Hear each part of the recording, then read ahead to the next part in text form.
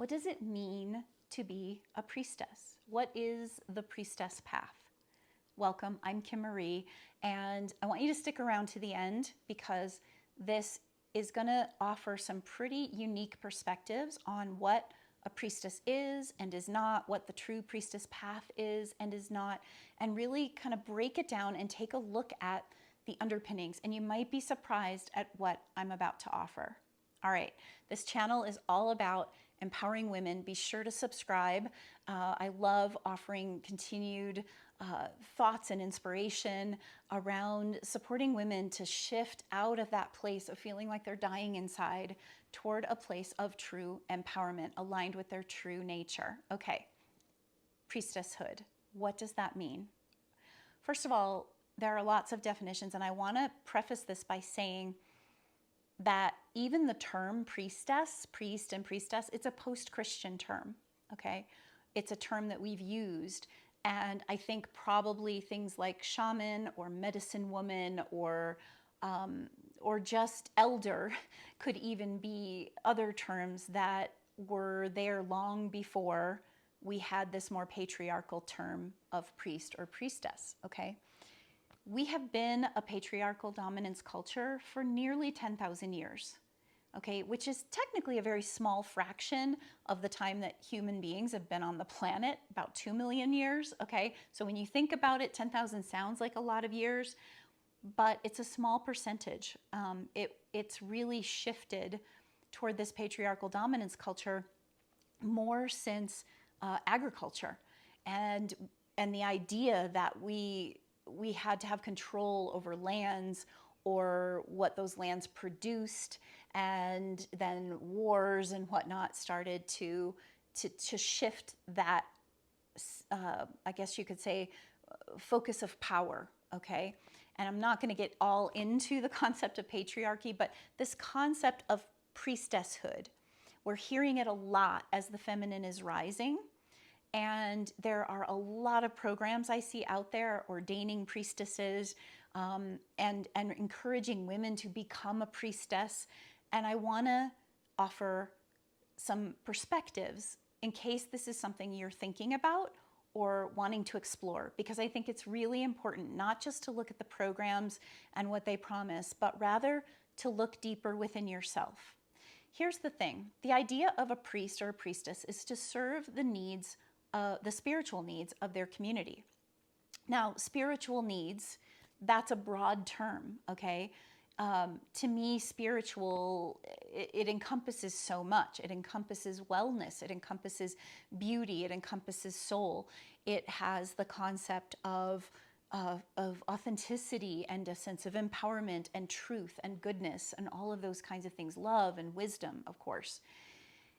And when you stop and think about the idea of becoming a priestess or what a priestess path is all about, the question comes up for me, who's to decide who is or is not a priestess? Okay? And what I want to look at is how the word priestess, or what a priestess is, or the priestess path is related to the sacred feminine. I have such a deep passion for the sacred feminine. That is where I feel nourished and fed. Tuning into the sacred feminine is what helps me to stay grounded and sane and keep my perspective about me. And it's a force that's rising in the world. And so no wonder there are all these amazing opportunities out there to learn more about the sacred feminine, to become ordained as a priestess and whatnot. What is really bothering me is that so much of the ways in which these things are being offered are similar to the patriarchal dominance mode of offering them. And we keep repeating the concept of the patriarchal dominance instead of honoring a deeper essence of what the sacred feminine is. First and foremost, the priestess is embodying the sacred feminine. A true priestess is embodying the sacred feminine. The sacred feminine will restore balance and bring life and is willing to go to the depths and meet the shadows and she belongs to herself, right? She is sovereign. There is no need to ask permission to be herself. So why are we asking to be ordained in order to be a priestess? That's the question I have. Being a priestess comes from our own deep inner work. We all have the capacity to be a priestess, and we don't need to be ordained by someone else in order to do so. Okay? We can declare ourselves to be on the sacred feminine path, the priestess path, the goddess path, whatever we want to call it. And I believe strongly we need to be honoring where it's coming from, right? If we are being appointed or ordained by someone outside of ourselves, then we're still looking outside of ourselves. We're still being told we have to measure up to something. And that is what keeps us stuck in being small. I want to share that I'm not coming at this from looking on these programs and judging them. I'm coming at this from having sought them out, having been part of them, having a longing to belong, a longing to find myself. And this is what often happens in spiritual communities, in these programs where people are longing to find something because they're dying inside. I work with women all the time that are dying inside. I have had plenty of moments of dying inside, and dying inside is something we do to become. We die inside. A part of us dies so that we can become something more of what we're meant to become. We keep evolving. We keep dying and becoming, right? It's a spiraling process, and we keep expanding, hopefully, evolving our being, expanding our soul, opening our soul to receive spirit and have that sacred union of connection. But when we are in that mode of feeling like we're in that valley of death, if you will, we can become incredibly tempted to seek everything outside of ourselves. We stop listening to our intuition. We think someone else has the answers. I know that feeling. I've been to that place. I know how hard it is. And it continues to be hard. I'm constantly reminding myself to use my tools, to ground myself, to tap into my inner wisdom, to not give my power away, to not think that I need to have approval or permission or validation from someone else in order to be the empowered woman that I'm capable of being. All right? And that is what I want to emphasize here today. The priestess path is not about getting ordained and having certain rights. It's about being who you are. It's about stepping into the truth of who you are and honoring that as just as valuable. We need priestess work. We need those who are serving the spiritual needs of our community, the healers, the shamans, the coaches, the mentors, the guides. We need all of that, absolutely. And we need to start thinking of those people as being just as valuable, and capable of success and achievement as our doctors and lawyers and officials and this and that. We have this preconceived idea of what a leader is supposed to be.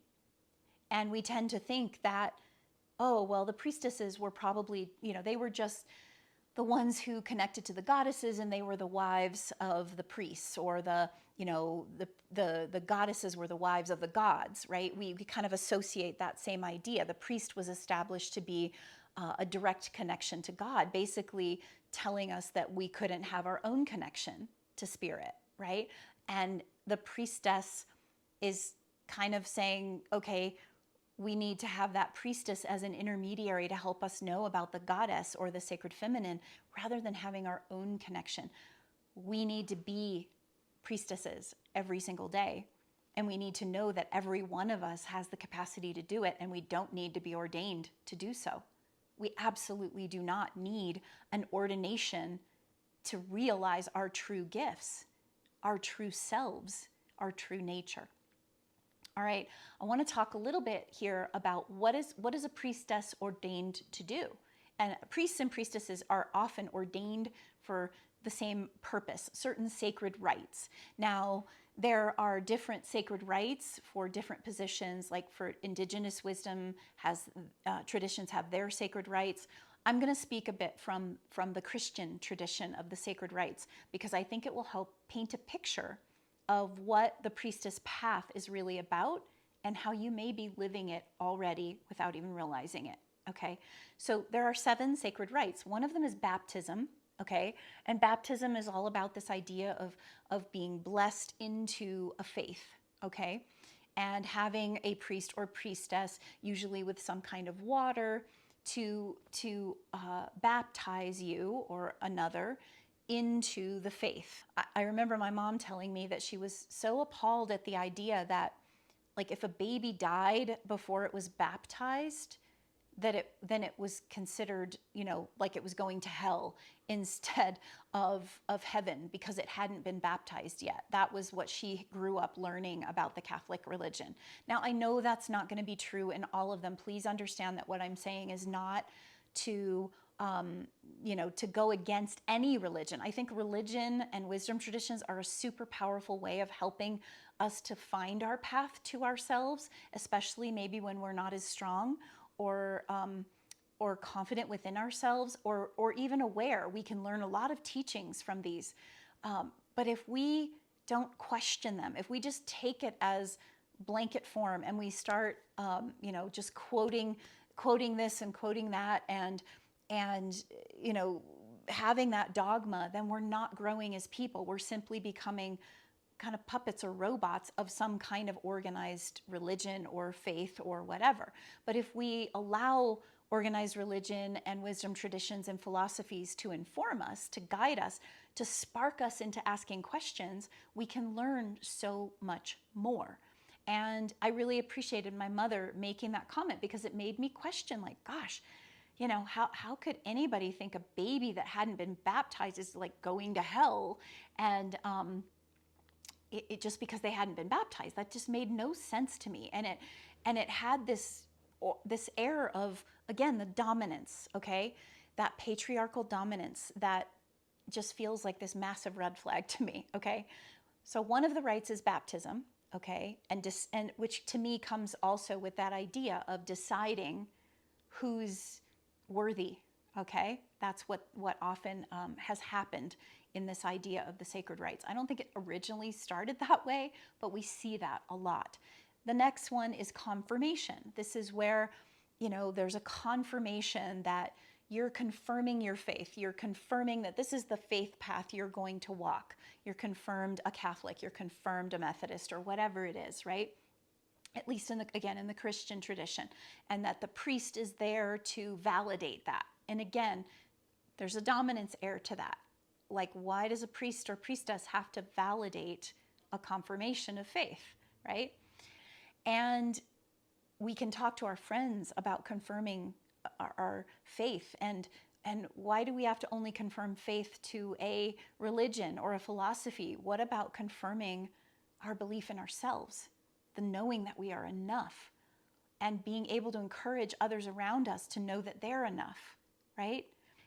Another is communion, all right? This idea, of course, in the Christian tradition, it's this idea of the body and blood of Christ that is being represented by the wine and the bread, or offering communion. And then even in the priestess tradition, there is this idea of the milk and the honey, and bringing that feminine element to mix it up and to have communion, and that a priest must bless it in order to make it authentic. Again, why do we need that? One of the things that I have found in my life is every meal I make and share with my family, my friends, is a communion.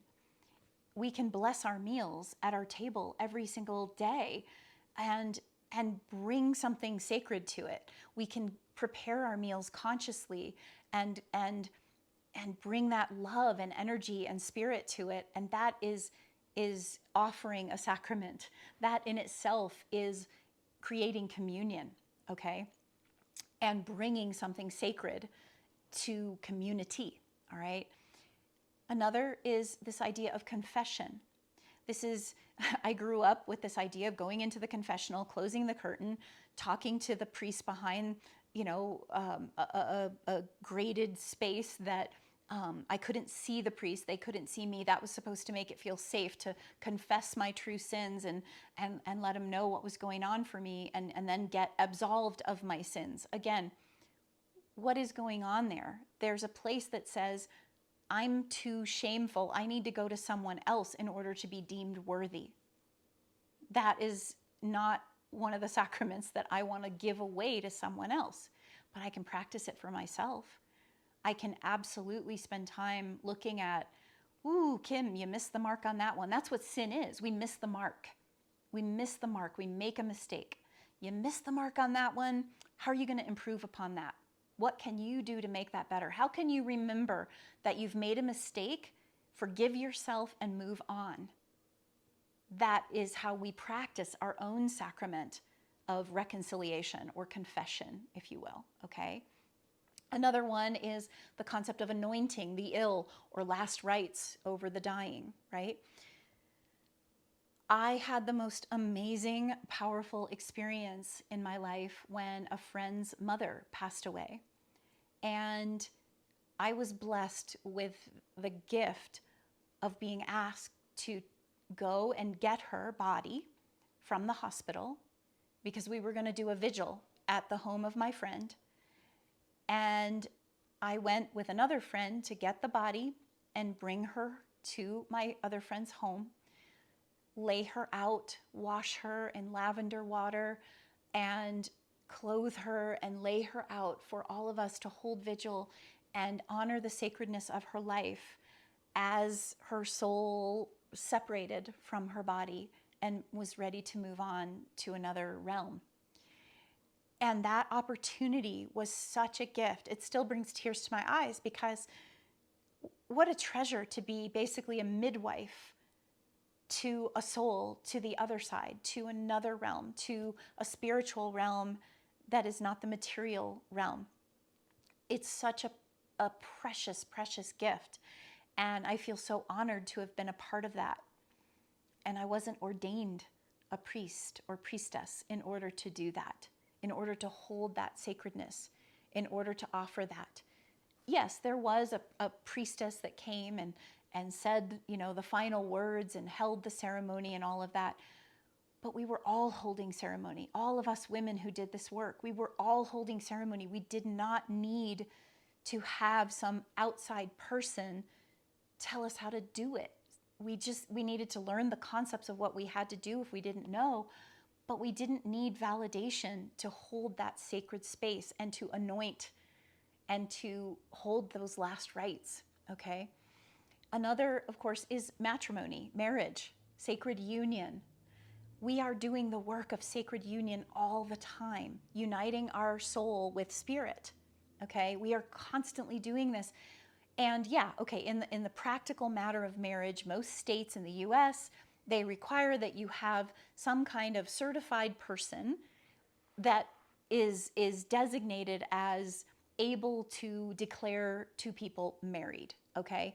And in today's world, anyone can get ordained online through that a process of some paperwork and some basic fundamental information to be able to declare that.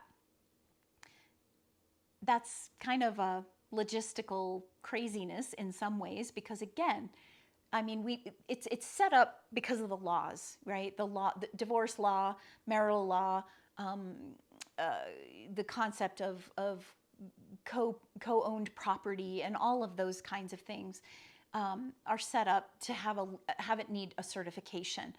But the idea of being able, we all sit in our priestly or priestessly roles when we're attending that wedding and holding those people in our love and in that sacredness of the union that they are creating. And that is what is far more powerful, that declaration of commitment to each other and what you decide you want that relationship to be, right? It's already existing. And the final, so we had baptism, confirmation, communion, confession, anointing or last rites, matrimony, and the final is ordination. This idea that, to be a priest or priestess means that you now can ordain others to do the same. And again, why are we giving away that power? Like, who decides who gets to be a priest or a priestess? And in having been part of groups where this is a practice, when I look at what really determines what makes a priestess, it has nothing to do with the course training and those events or circles or practices. It has to do with the deep inner work and the way we live and the way we not only walk the talk that we might be taught, but actually talk the walk. Like, I'm talking to you about my life experience here, and I'm not declaring myself a shaman or declaring myself a priestess. I don't think it matters. The title doesn't matter. What matters is that I care about serving my community. I care about bringing harmony and balance and partnership with the sacred masculine and the sacred feminine, and bringing awareness, supporting women to move beyond that feeling of dying inside and align with their own soul's resolves. That's what I care about. And when I look at these sacraments and I look at my life and the ways in which I've done these things for myself and for my community or for my clients, we don't need to be told that we're a priestess. We don't need to be told that we're ordained and we're enough. We simply are enough, okay? I know this is a longer video than my usuals, and I hope that it's helpful. I hope you've stayed to the end. Tell me, where do you see yourself as having performed those sacred rites for yourself or for others? In what ways have you baptized your own children into this incredible story called life? In what ways have you brought life, right? In what ways have you helped yourself or others confirm their faith in themselves, in the world, in life? In what ways have you brought communion to the table through your love and your care and your nurturing, right? So many ways in which we do this every single day as women. Women were performing these rites long before the term priest or priestess ever came to be. This is what we do. We have this understanding of the cycle of life, the cycle from baptism to the last rites. We understand that. We practice it every day. And the more we can tune into it within ourselves and tap into that intuition that we have and that knowing of our own inner wisdom, and then giving it back in service to the community, we're already doing this. We don't need priestess training. What we need is a path of remembering, not a priestess path. We need a path of remembering who we already are, right? That is what I wish for you. If you liked this video, share it with others. Let's keep talking about this concept of the sacred feminine. I really want to bring a different conversation, even if it's controversial. I want to make room for everyone's beliefs. I know so many people, myself included, who have found tremendous comfort in organized religion and philosophy. I just want to make sure that we don't stay stuck in that space of thinking that we need that in order to be whole, in order to be sacred within ourselves, in order to be strong and empowered women. Until next time, thanks for watching.